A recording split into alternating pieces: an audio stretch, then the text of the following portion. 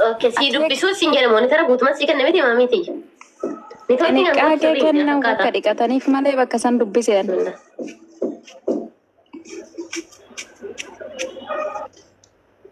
Maalifi? Ayyee maal jedhame? Akka xiniqqaaqee dhiqannuuf nuu kenneen jedhe bara akka odoo dhiqatiin itti roofna eeyyan.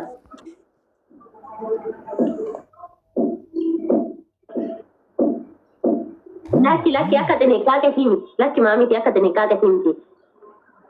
Ayyee mee dubartii takka yoo turii laguu itti dhufe kennaa rabbiiti moo kennaa rabbiiti miti inni sun?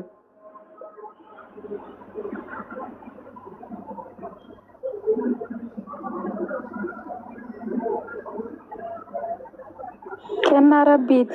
Kennaa rabbiiti ayyee kennaa rabbiiti erga ta'e ayyee sifan dubbisa. Ayyee naa caqasi bakka roggara. Dhagaa boota sanii sifan dubbisa dubartiin saala ishee keessa dhiigni bahu hamma guyyaa torbaatti yeroo garaa dhukkubbii isheetti namni bira gahe hamma galgalaatti xuraadha. Namni ishee bira gahe jalqaba irratti hanga galgalaatti xuraa haa ta'u. Anuwatti bira gahe yookaan bakka ati teessisa yoo ta'e jechuudha. Yeroo garii dhukkubbiin ishee kanatti wanti ishee irraa ciiftu fi wanti isheen irra teessu hundinuu xuraadha. Namni iddoo ciisicha isheetti bu'es uffata isii miiccattee uffata isaa miiccatee eegna isaa dhiqatee hamma galgalaatti immoo xuraa haa ta'u jedha.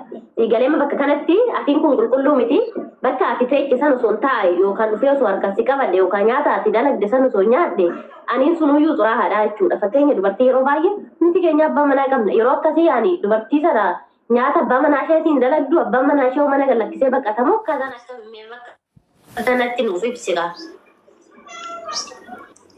Bakki ishiin teesses xuraa waan ishiin qabattes xuraa jechuun.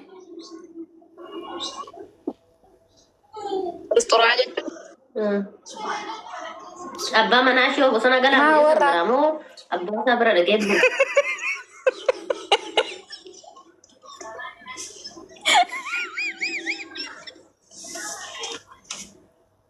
Fokkattu waan kofaltaa.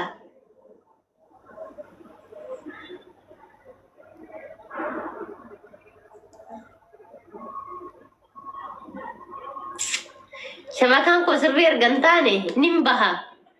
Mikinaatuun waa'ee haarawaa dhalaa reefu chee godhaa jiraayu.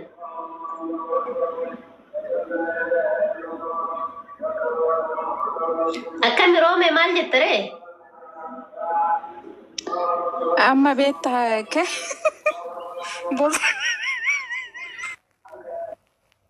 Wallaahi barumsa sii taa'amee gaafii kana gaafadhu hin bootaan tana. Mee sinumtu gaafii kana gaafadhaame yeroo sana abbaan manaa keenya eessa nurraa dhaqeedha yoo jaartii lammataa fuudhu jettani macaafni ni eeyyamu jettan garuu macaafni ni eeyyama mikinaatu macaafa keessatti ka jaartii hedduu fuudhee jira waan ta'eef kan lama sadii safudis fuudhee jira ka jaartii kuma takkas fuudhee jira macaafni ni eeyyamu jettan macaafni ni eeyyama gaafa sanee jira abbaan manaa kan inshaallah.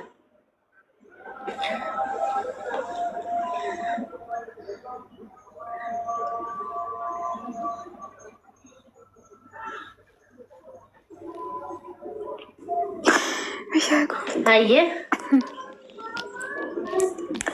Okay, dubbiin kun garaana nyaatte dubbiin caba lafaa taate jedhe warri sirbu sun dubbima garaana nyaate mee bakka kamirraa dubbiste Sumayyaa?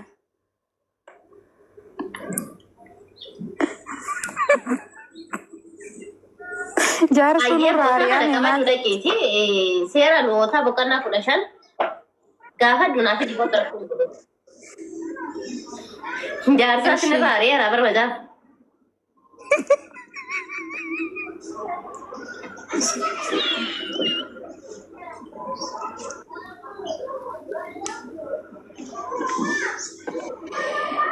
Garuu barwanni namaaf galuu qabu warri biyya keessa jiranii fi warri ortodoksiirra turan ittiin bulmaata itti bulaniin turre bar silaa nuti illee har'a gaafii nutti hin ta'u.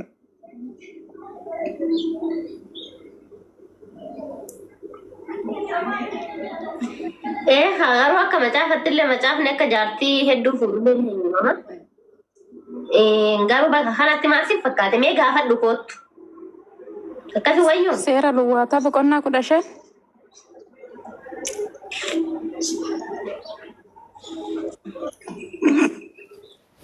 Shabakaasi Lakkoofsa 1922 ijoollee isin koppiliinkii godhaa. Shabakaasi qabaa jira jaarsi kiyya tokko sanbatta maarii gamee nan gaafadha. Macaafa baatee deemamee qooyinan gaafadha. Isumaayyuu gaafa saneessa dhaxxaa jedheeni. Silaa macaafni akkas jedha gaafa ana akkas ta'e sana teessa dhaqu hedda.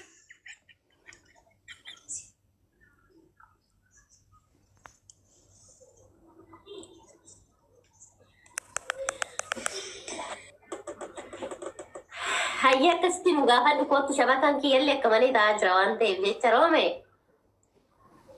Sanbatta maaliinis maalama kabaruma rukutanii galan malee barii waa gaggaafachuu dhiisaniirani.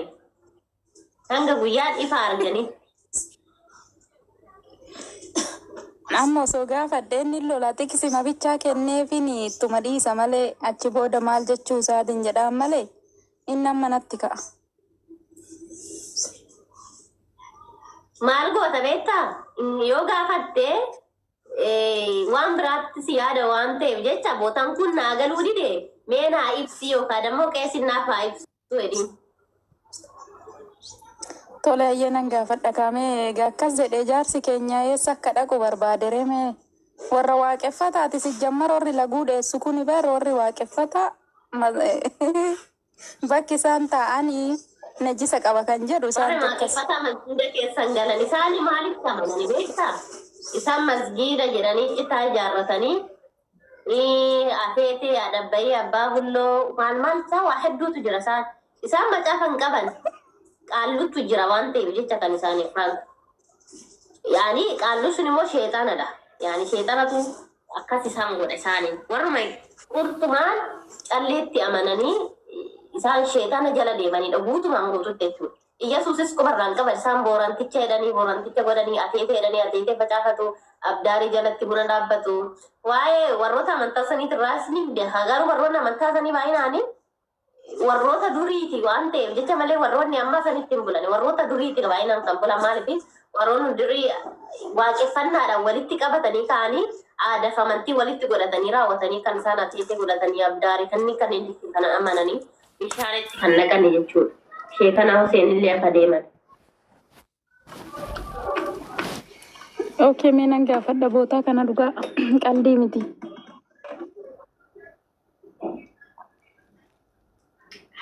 Ayyee bakka biraa si dabaluu dubartiin fakkeenyaa akka macaafatti hin barsiistu. Dubartoonni immoo hin barsiisan kiloo bahanii fa'aa yoo beekte ta'e biyya irratti proogiraama irratti fa'aa yoo batiskaanni waazeemaa fa'aa bullu yoo beekten ta'e gizee akkasii saffaanii barsiisan. Silaa kan beentedha isaan akkuma antiniititti beerii singa shiriin torkina didaara. Kan beente isaan akkuma jiranii dubartii akka ortodoksiitti barsiistuu hin dandeetti jedhii gaafadhu. Mee Aashaa beerii galchime. Macaafni akka hin barsiisne dhoogan barsiistu. Macaafni moo Macaafni akka dubartiin mul'eree ijoolleen kiristaanaa. Asirra baanii maaliif hin taane jedhe maaf ittiin bullee jedhee bara ijoolleen kiristaanaa.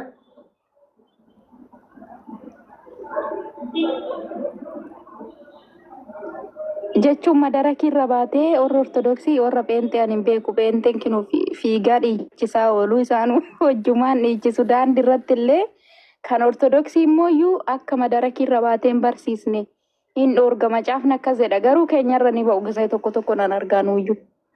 Hindi dannatti fakkaate seera cabsaniituma keenyaan bullaa jedhanii qeessotas didannatti fakkaata dubartoonni akkasii. Dabalata moo beekaa? Akkaan dammoo akka macaafatti immoo dabalata hundatti gaafattee dhuftu sii kennu.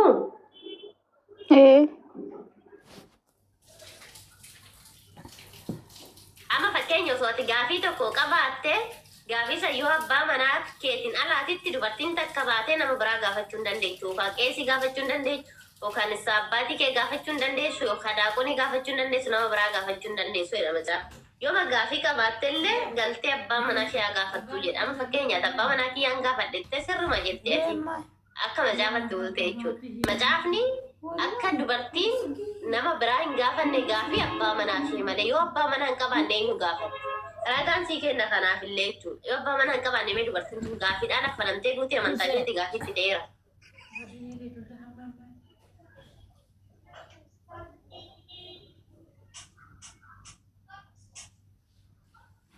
Yaa rabbaan ramii eegalee. Roome. Wayyee. Dhiirsi dhimma ittiin gabaatiin dantaa isaanii deemu. Dantaa